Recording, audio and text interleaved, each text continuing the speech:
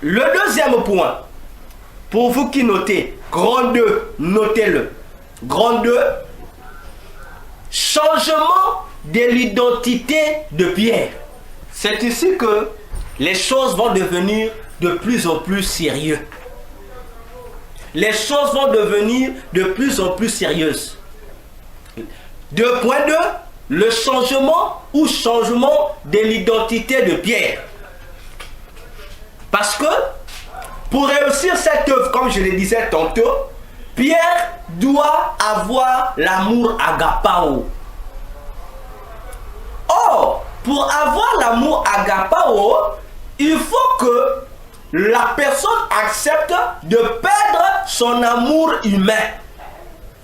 Vous me comprenez, j'espère?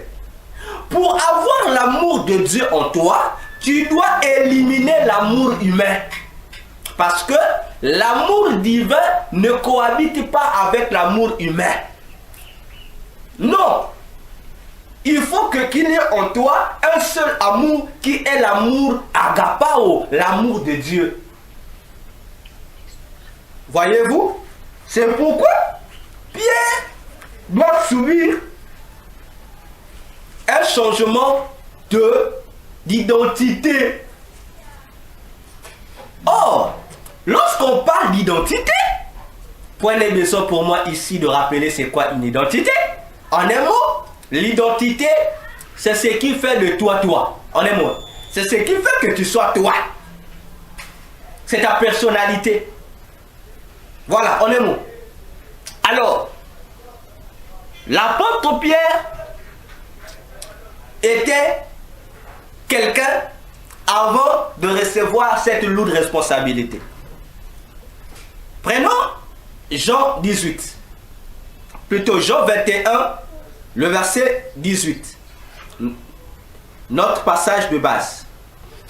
Jean 21, le verset 18. Jésus le rappelle à Pierre. Je n'invente rien.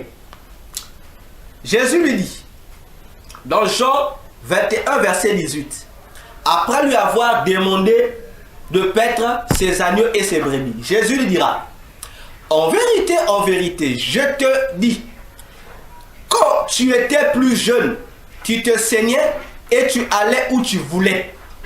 Mais quand tu seras vieux, tu étendras tes mains et un autre te scindra et te mènera où tu ne voudrais pas. Ici, Jésus dit, Pierre, lorsque tu étais plus jeune, lorsque tu seras vieux, on pose la question, on dit, lorsque tu étais plus jeune, tu menais ta vie comme tu voulais. Mais lorsque tu seras vieux, ce n'est plus toi. C'est quelqu'un d'autre qui te ferait faire ce que toi tu ne veux pas. Mais Jésus présente la jeunesse et la vieillesse de Pierre. Qu'est-ce que Jésus voulait dire à Pierre? Pierre jeune, c'est la vie que Pierre avait avant de devenir chrétien. Avant d'avoir le Saint-Esprit, Pierre était jeune. Pour Jésus, il était jeune. Mais lorsque Pierre reçoit le Saint-Esprit, il deviendra vieux. Vous comprenez? Lorsque Pierre est païen, il n'a pas le Saint-Esprit, il est jeune. Mais lorsqu'il va recevoir le Saint-Esprit, il va vieillir. Parce que lorsqu'il est jeune, il agit avec ses propres forces, sa propre vigueur. Il fait tout comme bon lui semble. Mais lorsqu'il a le Saint-Esprit, la jeunesse quitte, il devient vieux. Et lorsqu'il devient vieux, comme dit Jésus, ce que tu faisais toi-même pendant que tu étais jeune, c'est une autre personne qui te le fera faire.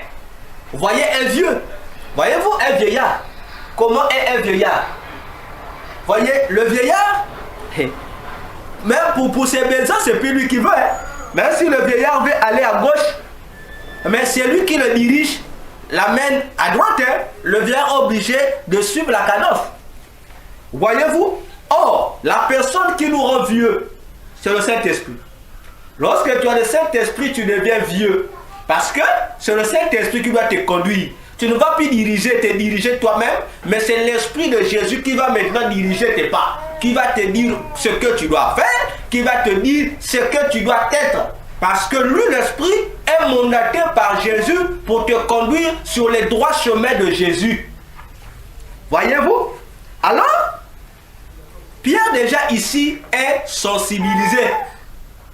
On l'avertit que la lourde charge que je te confie a aussi besoin que tu renonces à toi, à ton toi. Tu renonces à ton toi pour porter mon moi. Attention, hein? Attention. On ne peut pas diriger l'œuvre de Dieu avec ton moi. Non, tu dois avoir en toi le moi de Jésus. Amen. Parce que si tu es avec ton toi, ah mon frère, ça sera grave, hein? Lorsque je parle de ton toi, je parle de toi avec tes OI, hein? Je ne parle pas du toit de la maison, non. Excusez-moi. Alors, bien-aimés dans le Seigneur, nous parlons du changement de l'identité de Pierre. Prenons encore un autre verset de la Bible. Prenons Jean 1. Jean 1, verset 42. Jean 1, verset 42. Prends ta Bible, mon frère, ma soeur, lis avec moi. Jean 1, verset 42. Écoutons l'identité de Pierre avant d'avoir le Saint-Esprit. C'est Jésus qui nous explique cela. Jésus dit, et il le mena vers Jésus. C'est-à-dire André amène Pierre vers Jésus. Et Jésus, ayant jeté la vue sur lui, Jésus dit, tu es Simon, fils de Jonas. Tu seras appelé Céphas, c'est-à-dire Pierre. Vous avez remarqué?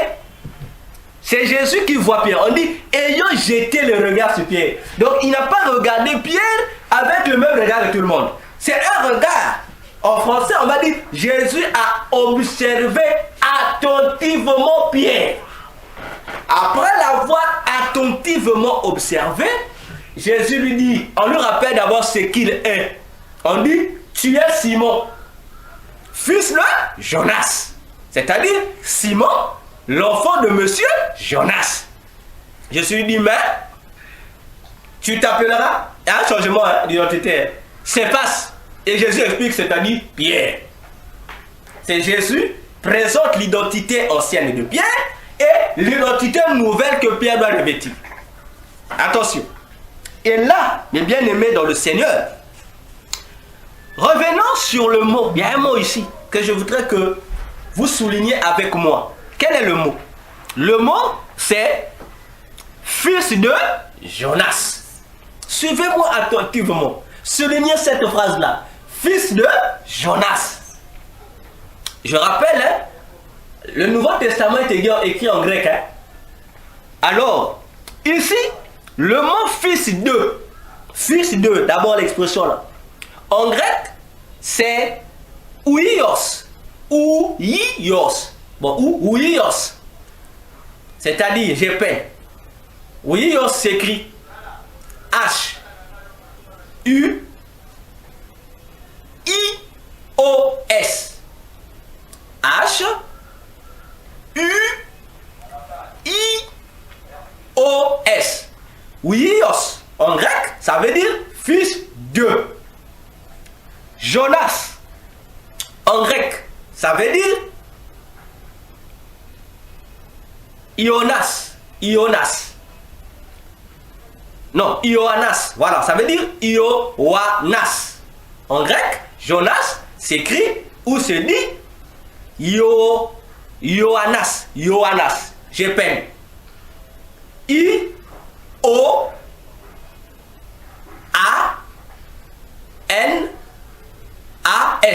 Donc, Ioannas. Qui veut véritablement dire fils de Jonas. Donc, l'enfant de monsieur Jonas. On est d'accord, n'est-ce pas, madame? Amen. Je pense que vous aussi qui me suivez, vous êtes d'accord. Jésus dit que il est fils de Jonas. Et c'est bien écrit, fils de Jonas. Maintenant, prenons Matthieu. La même phrase, hein? Prenons Matthieu 16. Matthieu 16, verset 16 à 17. Nous connaissons le verset. Matthieu 16, verset 16 à 17. On va voir la même connotation.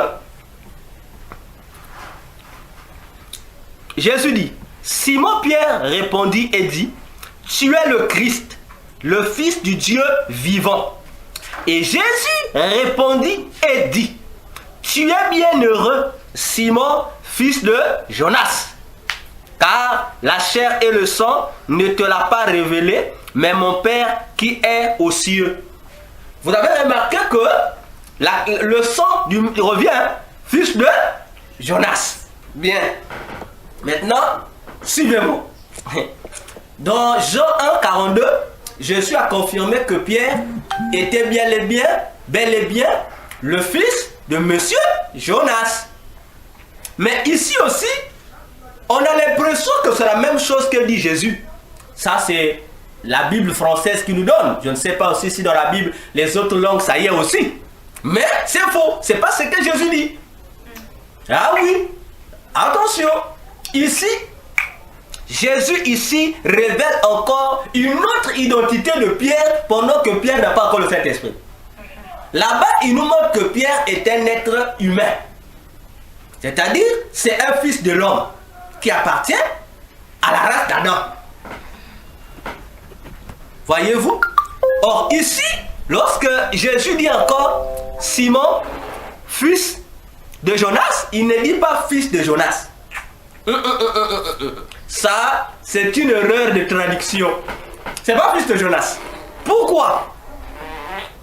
Là-bas, dans Jean 1, 42, on a dit le mot fils de, c'est ouios. N'est-ce pas? C'est ouios qui veut dire fils d'un tel. Mais ici, ouios n'est pas. En grec, c'est pas ouios. C'est pas ouios en grec ici. Non. En grec ici, le mot fils de Jonas, c'est pas la même expression que fils de Jonas. En grec ici, le mot c'est barionas. C'est barionas. Ça change, hein?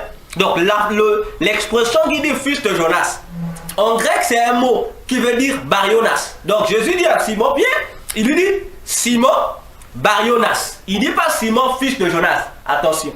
Il dit Simon barionas. Ah, ça change, hein?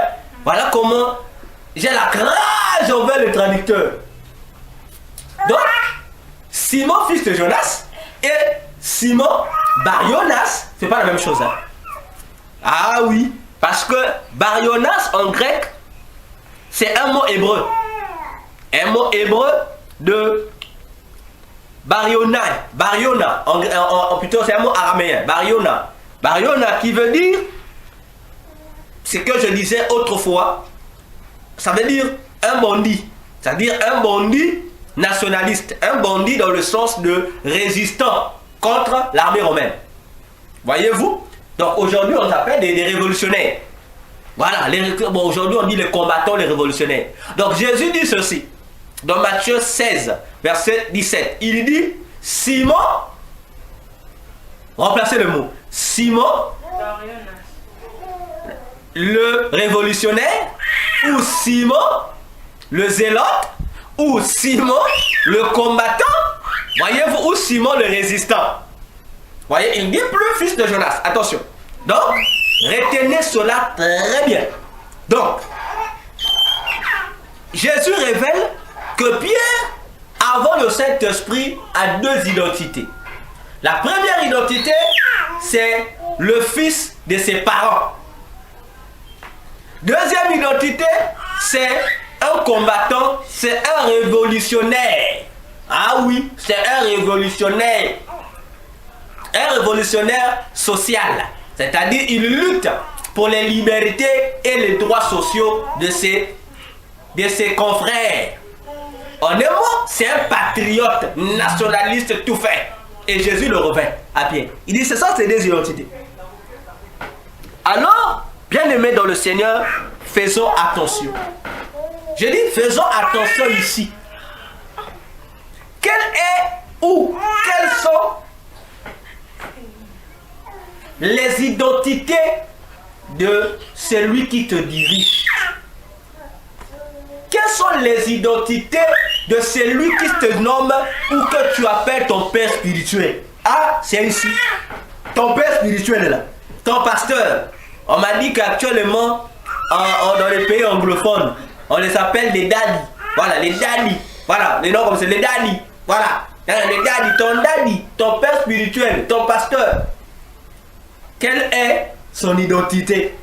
Est-il fils de son père? Ou est-il lui aussi un révolutionnaire social? Il faut bien voir, hein? Il faut bien voir. Parce que si il est fils de son père, sache-le que il ne va pas te paître comme Jésus veut. S'il est aussi un révolutionnaire social, sache-le aussi qu'il ne va pas te conduire sur les droits chemins de Jésus. Parce que, fils de son père, il doit faire la volonté de son père biologique. Révolutionnaire social, il doit faire la volonté de son peuple. Attention. Voilà là où commence encore un problème avec les leaders.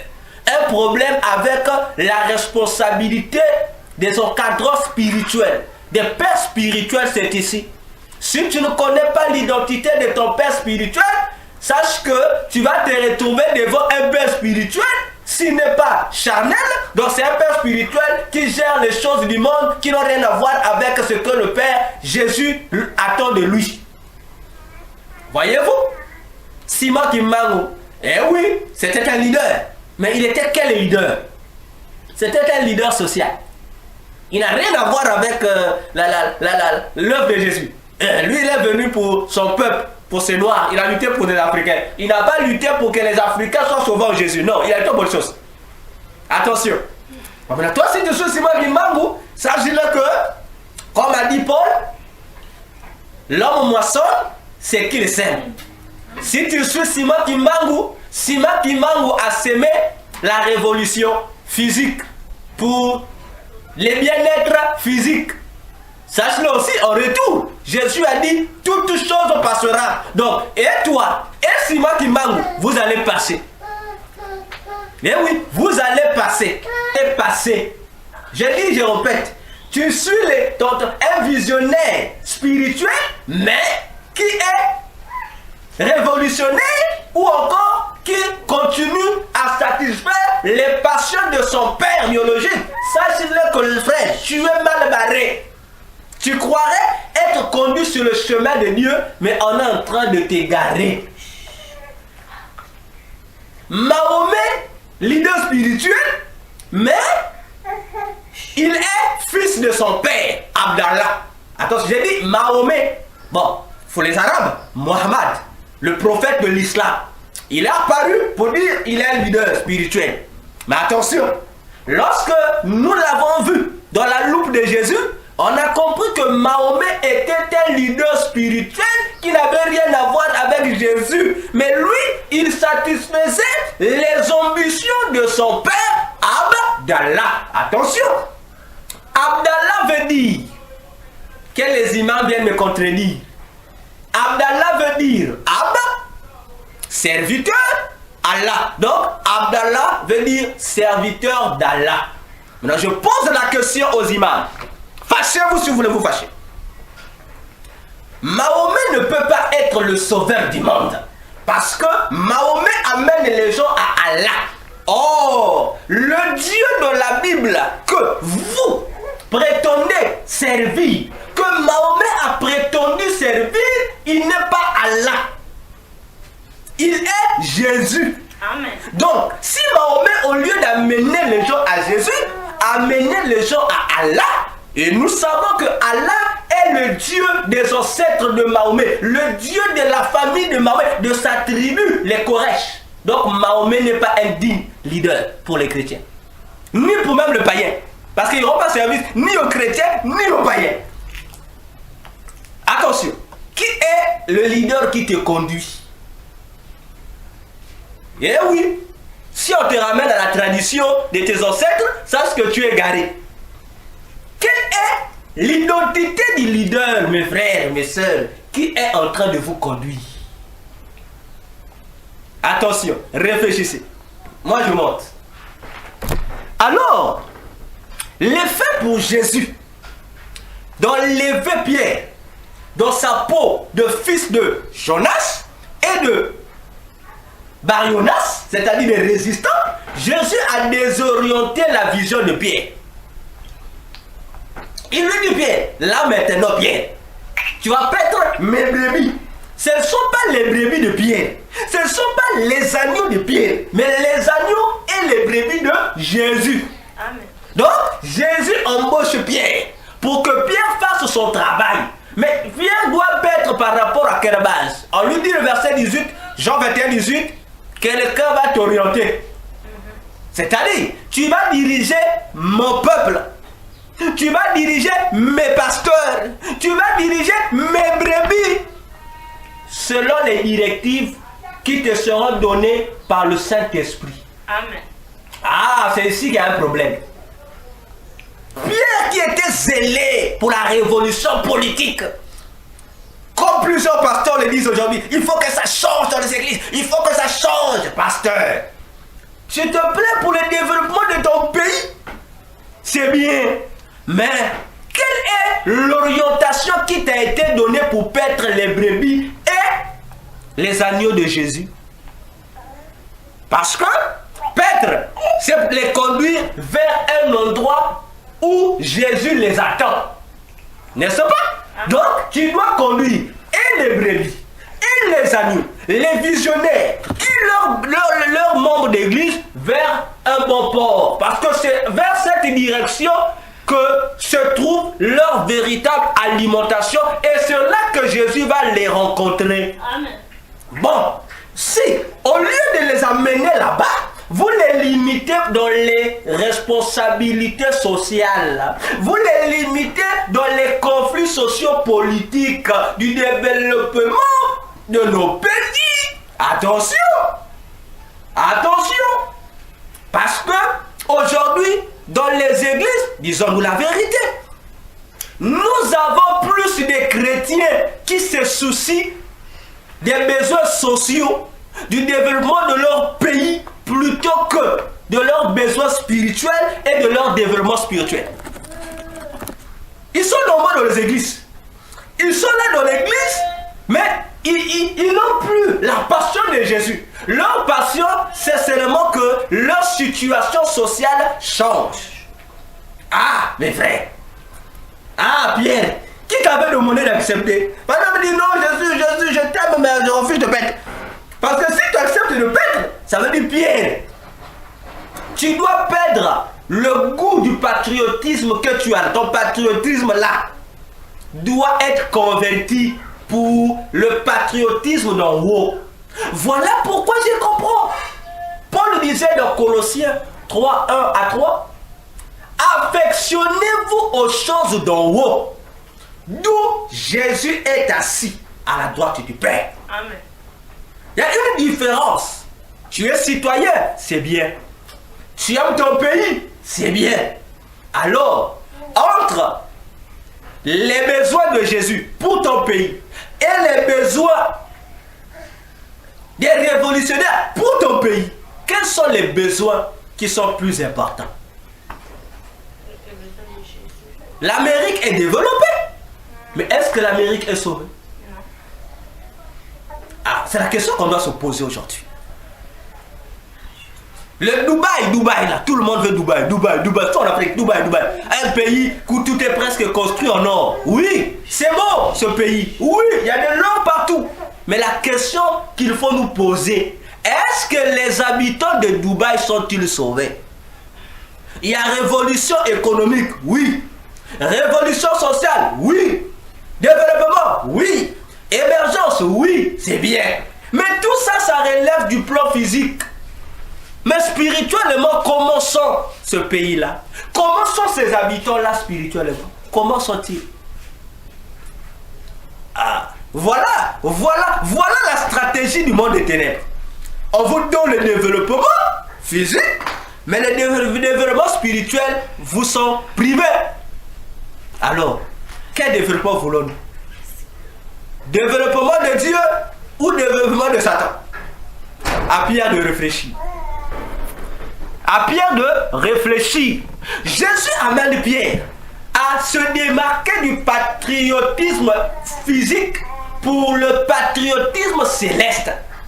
Parce que c'est lui qui est noyé, rempli du patriotisme du ciel, il n'aura d'autre ambition que prêcher l'évangile pour que les âmes soient sauvées. Voilà pourquoi Paul disait, je me dois aux Juifs et je me dois aux Grecs, parce que il faut que je leur annonce l'évangile là. Car je n'ai point honte de l'évangile de Jésus, parce que c'est la puissance de Dieu pour le salut de quiconque croit. Amen. Mes frères, mes sœurs, le monde n'ira plus mieux. Le monde n'ira plus mieux.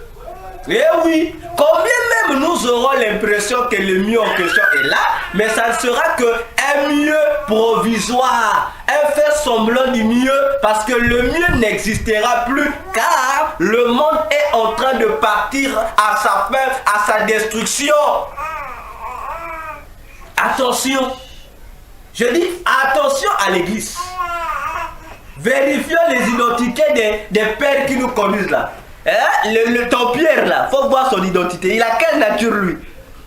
Il a quelle nature lui, ce Pierre là? Parce que si aujourd'hui, on a des hommes de Dieu, des visionnaires d'église, qui se permettent en pleine chair de montrer qu'il appartient à tel parti politique, et il commence à insulter l'autre parti politique. Frère, pasteur, non, cher pasteur, craignons Dieu.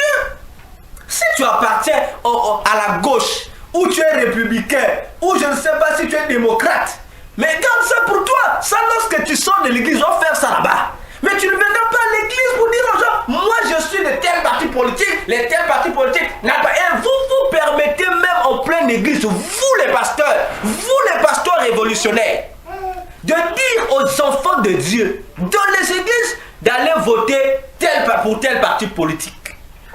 Mais attendez, on est à César ce qui est à César, à Jésus ce qui est à Jésus. Amen.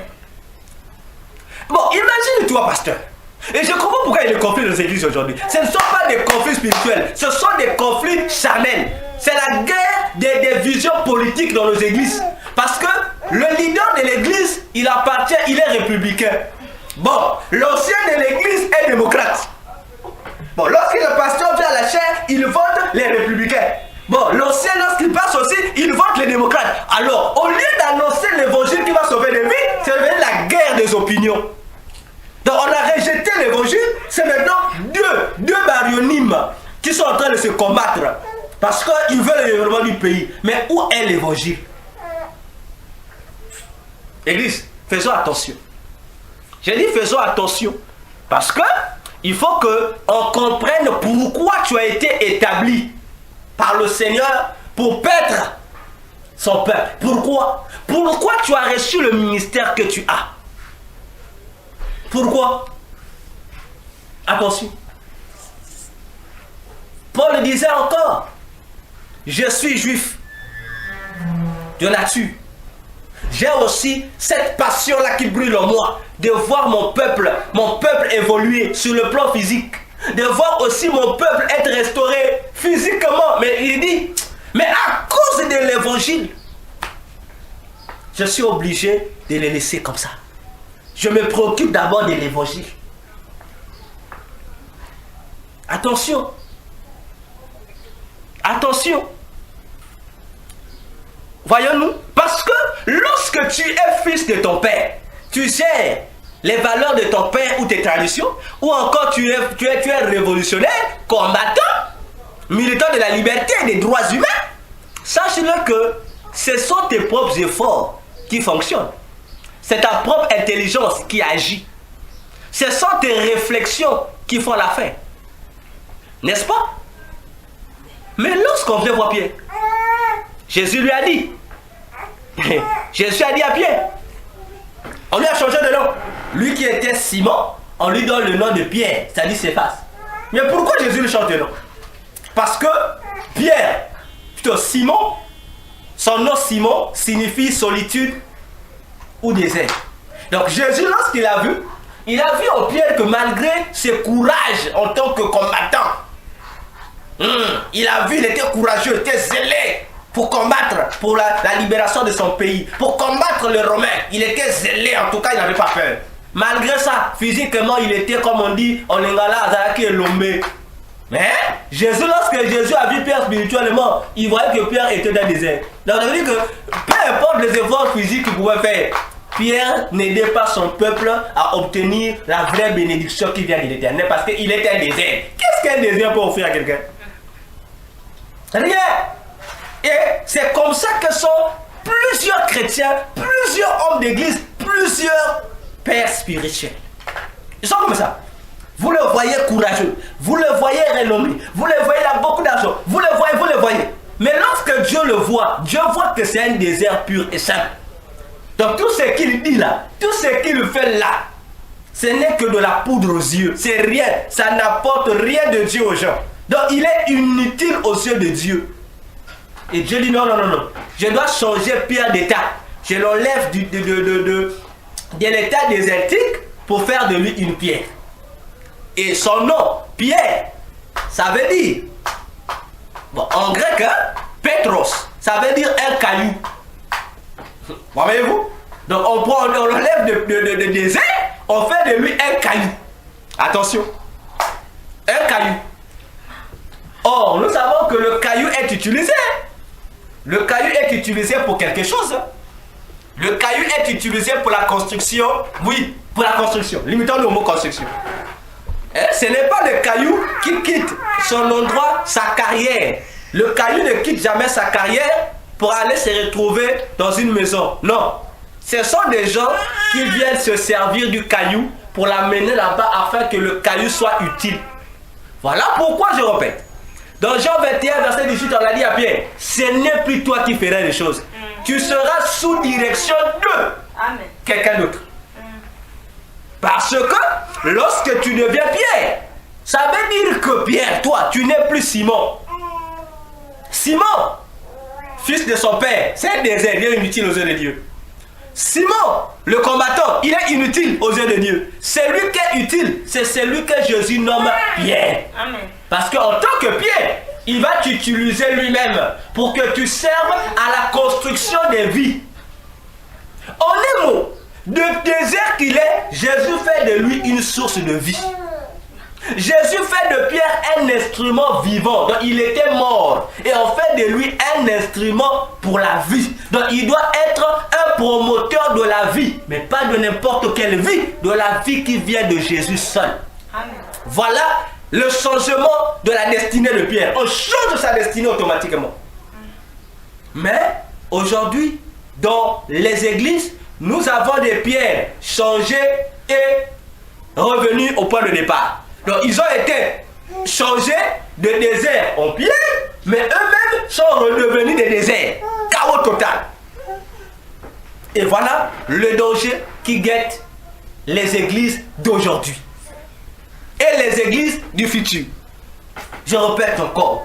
Regarde l'identité de ton guide spirituel. Il est qui? Désert ou il est source de vie? Et s'il est source de vie, de quelle vie est-il source? De la vie de Jésus ou de la vie de Jésus qui accepte que tout le monde sont ses enfants? Ça aussi c'est un Jésus. C'est le Jésus du siècle présent. Le Jésus du siècle présent, c'est ce Jésus-là qui envoie ses serviteurs dire aux gens que ne regardons plus nos confessions religieuses. Ne regardons plus les religions, toutes les religions m'appartiennent. Ah frère, ça n'est pas le Jésus de la Bible. Ça c'est un faux Jésus. Parce que le vrai Jésus a dit, mes brebis connaissent ma voix et je les connais et elles me suivent. Attention, regarde bien l'identité de ton pasteur.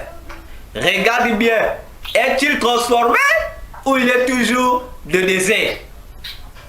Parce que le désert aussi, il y a des moments où, vous voyez, dans le désert, il y a des tempêtes du désert. Vous savez que la tempête du désert est merveille. Hein? C'est un phénomène inimaginable, la tempête du désert. Vous voyez qu'un homme de Dieu fait des miracles extraordinaires. Quand tu es là, tu dis, ah, voilà le vrai serviteur de Dieu. Mais lorsque le maître regarde, il dit, là, voilà moi le pauvre chrétien. Il croit que la tempête du désert, c'est ça, ma puissance. Non! Il dit non! Il dit, qui vous a dit que lorsque vous voyez les tempêtes là, ça veut dire que c'est moi? N'avez-vous pas compris? Lorsque je me suis révélé à Élie sur le mont Horeb, Élie s'attendait à voir un tourbillon. Le tourbillon est passé. Dieu n'était pas là, dit la Bible. Mais Dieu est apparu là où il y avait le doux, là où il y avait le calme. Une petite voix. Attention, frère. Amen. Que les agitations ne nous trompent pas. Eh oui. Parce qu'aujourd'hui, lorsqu'on voit dans une église les pasteurs pratiquer le tai chi, en fait, on met des gens comme ça, une partie de l'église tombe. Là, les gens disent l'onction. Mais qui vous a dit ça? Le pasteur vous pratique le tai chi. Vous prenez ça, l'onction de Dieu. Frère, et l'onction de Dieu ça? Et je l'ai toujours dit, et je répète encore ça ce matin. Les frères et les sœurs qui tombent par l'onction de Dieu, en tout cas, vous devez faire des jeûnes de 1 mois pour se repentir seulement. Parce que vous n'êtes pas digne du ciel. Comment toi qui as l'onction de Dieu en toi? Bon, on ajoute l'onction en toi, toi tu tombes. Oh, donc il y a deux choses. Soit tu vis dans le péché, ou soit tu es encore païen. Parce que l'onction de Dieu qui tombe sur le peuple de Dieu, ça ne peut pas faire tomber un enfant de Dieu, je suis désolé. Demandez au pasteur de vous montrer ça dans la Bible. Qui nous montre dans la Bible quel est ce saint en Christ qui a le Saint-Esprit qui est tombé.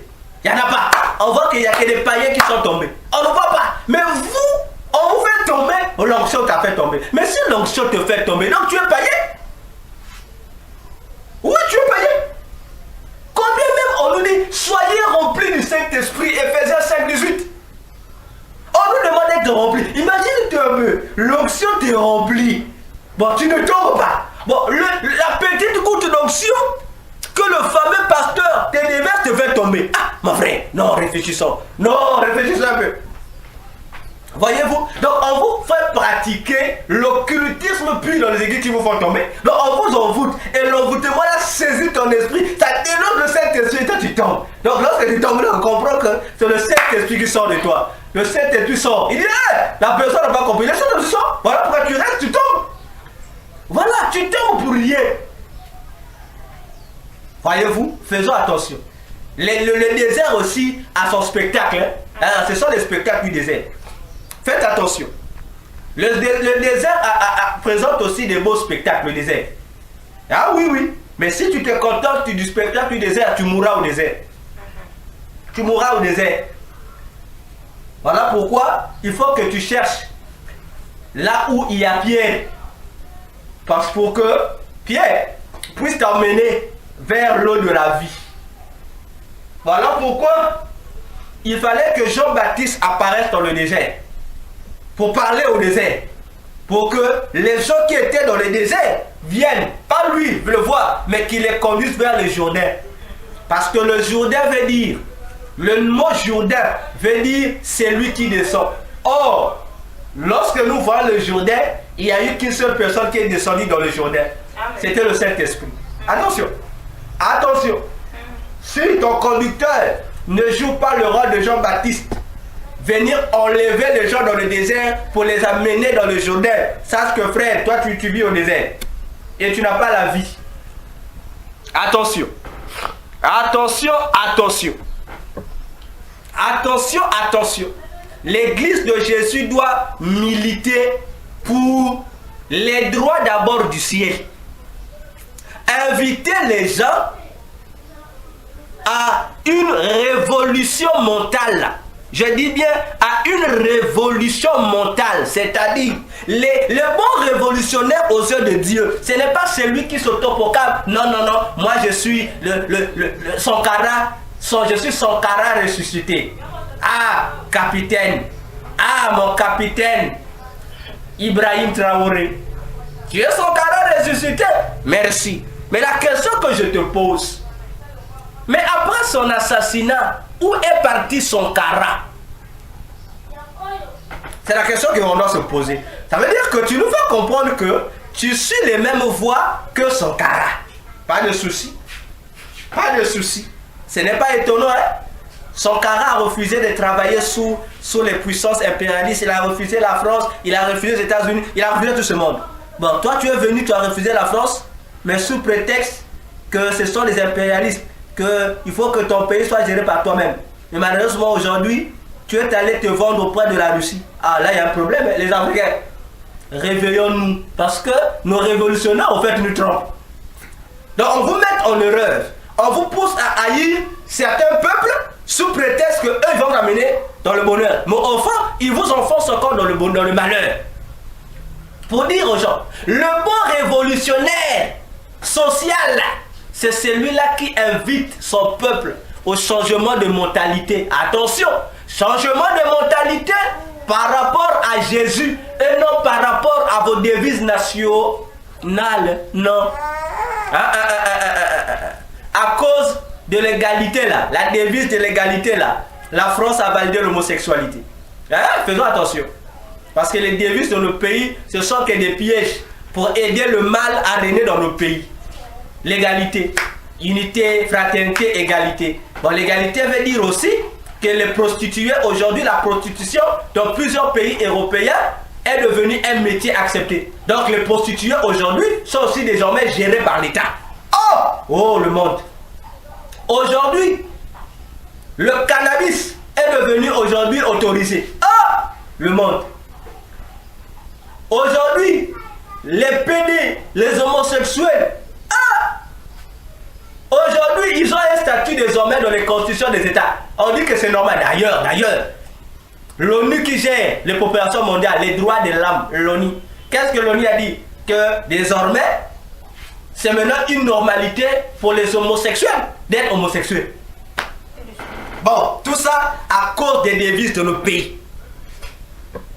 N'est-ce pas? Unité, travail, progrès. La devise du Congo-Brazzaville. Unité, travail, progrès. Mais unité, travail, progrès, basé sur quoi? Quel genre d'unité? Parce que lorsqu'on voit, il n'y a pas d'unité. Lorsqu'on voit, il n'y a pas de travail. Lorsqu'on voit, il n'y a pas de progrès. Mais donc, on a laissé ça. Donc, c'est le mal qui est fait à pour base la devise du pays. Non. Changement de mentalité d'après la devise de Jésus. Amen. Quelle est la devise de Jésus? Pour que les mentalités des gens changent. La devise de Jésus, c'est quoi? C'est naître d'eau et d'esprit. En un mot, naître de nouveau. Amen. Car si vous invitez les gens, les peuples, à changer de mentalité, qui consiste pour vous à tourner le dos aux Français, aux Américains, aux Européens, bref, les haïr. Jésus, c'est pas ça. Le changement de mentalité, c'est inviter ton peuple, ta population, à quitter le paganisme pour devenir chrétien. Car lorsqu'ils se convertissent en Jésus, ils n'auront plus le droit de faire souffrir le pays.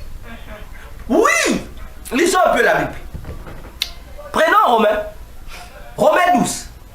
On va comprendre les choses. Romains 12, versets 1 à 3.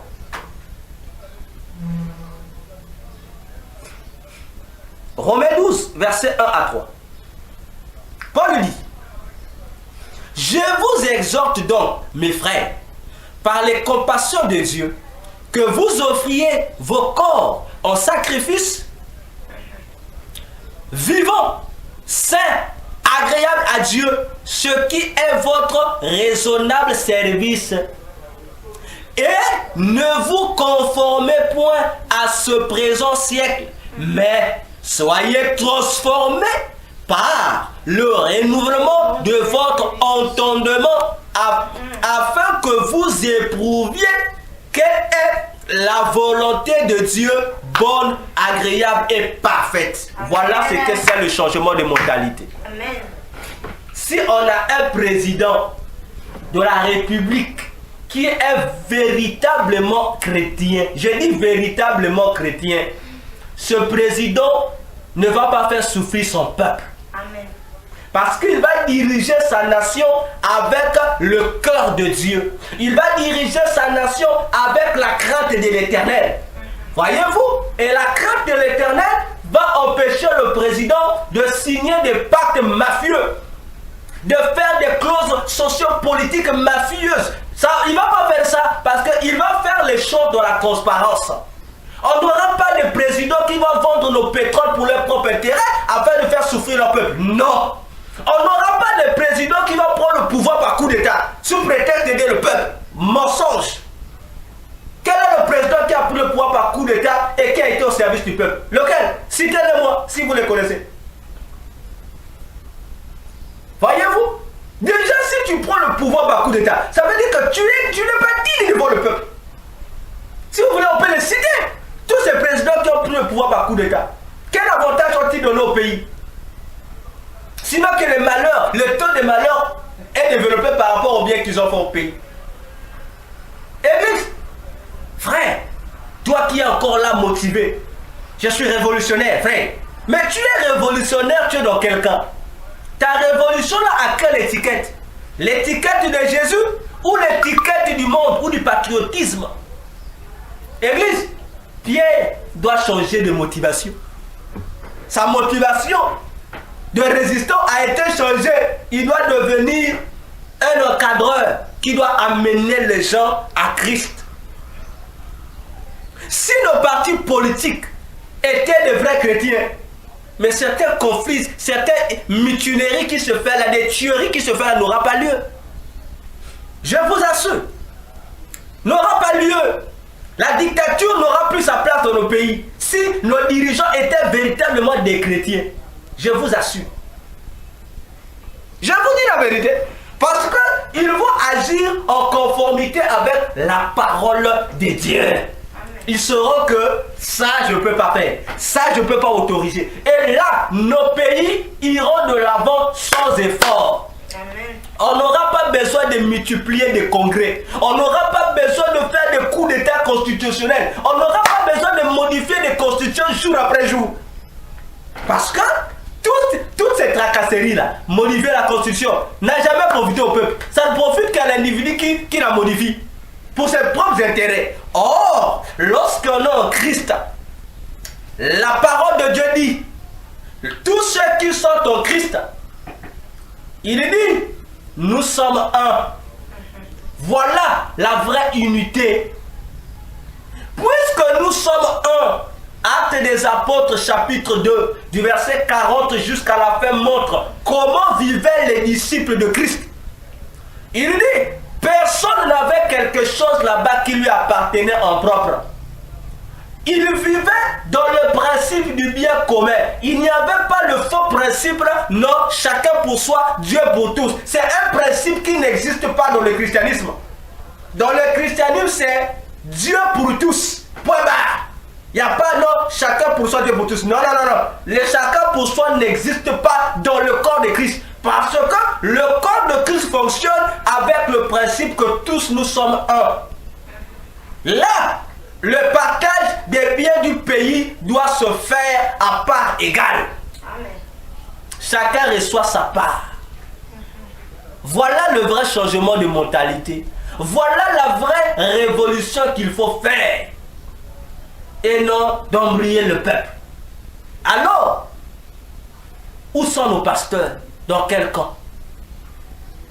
Les guides qui nous dirigent, ils sont dans quel camp? Ils sont dans quel camp? Il faut bien voir. Hein?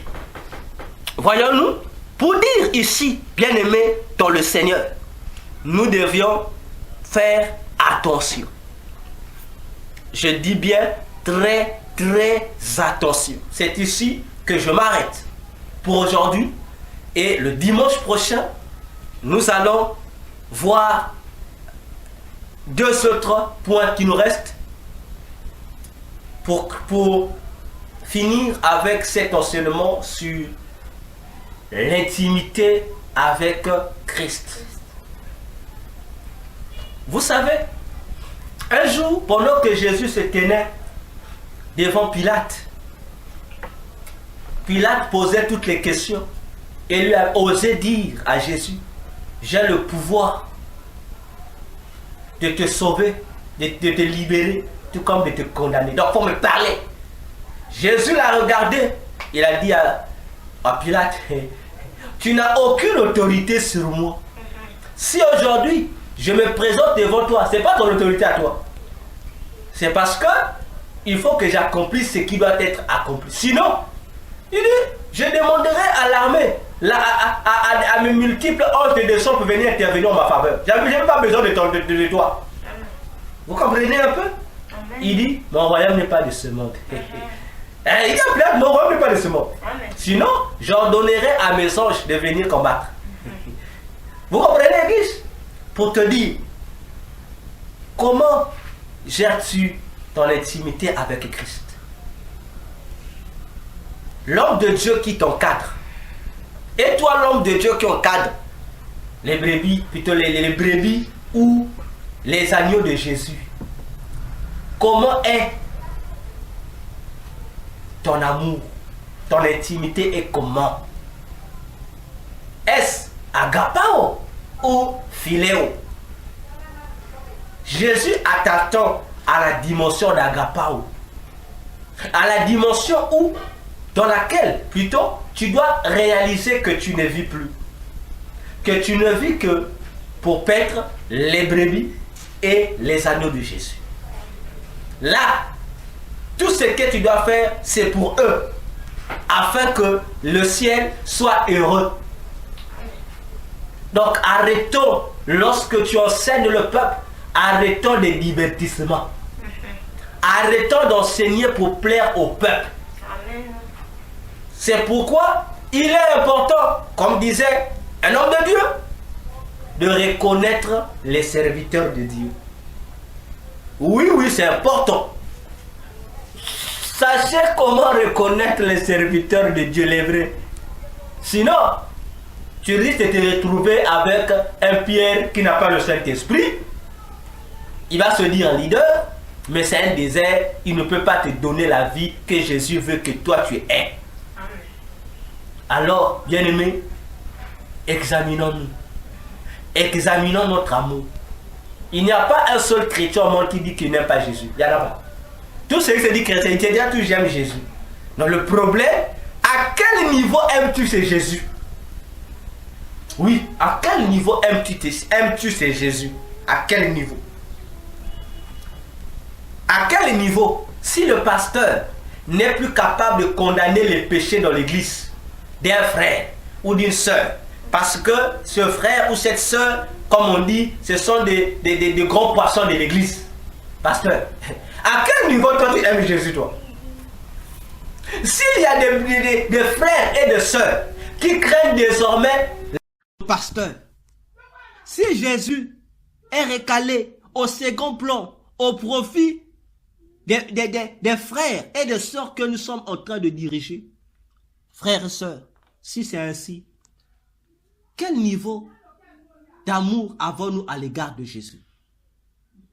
Jésus veut que nous puissions l'aimer au-dessus de tout. J'ai dit au-dessus de tout, le tout au complet, au-dessus de tout, Jésus.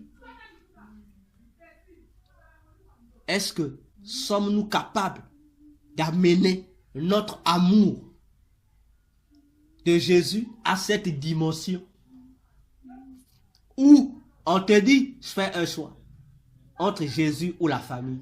Tu dis Jésus. La famille va te dire, tu es mauvais.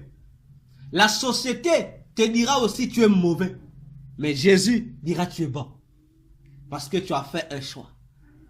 En conclusion, Élie a dit à son peuple, jusqu'à quand allez-vous vous accrocher dans les deux camps? Vous appartenez à la fois à Dieu et à la fois au faux Dieu. Jusqu'à quand? Il dit non, il fait le choix. Et Paul le disait. Dans Galates 1, verset 9 à 10. Il dit, si, en tant que serviteur de Dieu, je continue à plaire aux hommes, donc je ne suis pas serviteur de Dieu. Frère, réalise, homme de Dieu, femme de Dieu, serviteur, servante, que notre intimité avec Jésus attend de nous un choix. Le choix, Jésus d'abord, le reste après. Je m'arrête ici. Nous acclamons pour la parole du Seigneur.